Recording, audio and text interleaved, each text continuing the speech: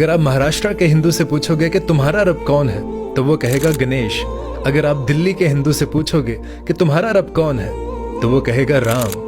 और अगर आप गुजरात के हिंदू से पूछोगे कि तुम्हारा रब कौन है, तो वो कहेगा कृष्ण। और अगर आप बंगाल के हिंदू से पूछोगे कि तुम्हारा रब कौन है, तो वो कहेगा माँ दुर्गा। और अगर आप बिहार के हिंदू से पूछोगे कि तुम्हारा रब कौन है, तो वो कहेगा शंकर।